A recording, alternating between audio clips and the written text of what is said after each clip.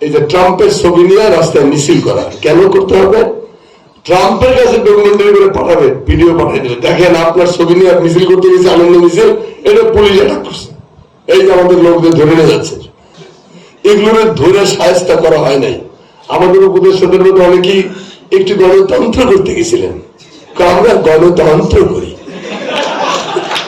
গণতন্ত্র করতে যাবো না। আওয়ামী লীগ তো দল হিসেবে ঐতিহ্যশালী দল, বিশাল ঐতিহ্য, হিমালয়ের উপর দিয়ে আওয়ামী লীগের চূড়া দেওয়া যাবে। এইটার সাথে দলটা কোন রাজনৈতিক দলকে নিষিদ্ধ করা যায় না।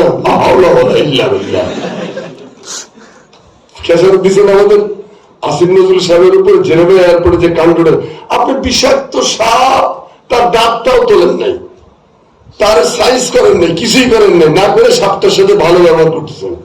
না, সাপ হোক সেটা একটা প্রাণী,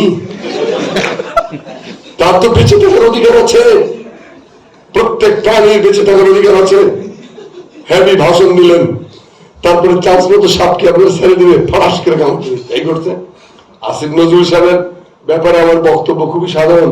আমি বলবো যে উনি তো এই আন্দোলনের শেষের দিকগুলোতে খুবই ভালো ভূমিকা রেখেছেন, প্রশংসনীয় প্রশংসনীয় ভূমিকা রেখেছেন, কিন্তু ওই একটু না মানে আওয়ামী লীগ ভালো মানে আওয়ামী লীগের ঠিক আছে, ছবিও আছে, এত কিছু করার পর তারপরে আঘাতটা আসছে।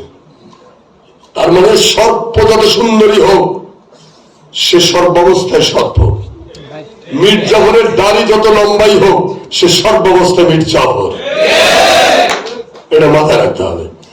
আওয়ামী লীগের মানুষ এটা একসাথে যায় না,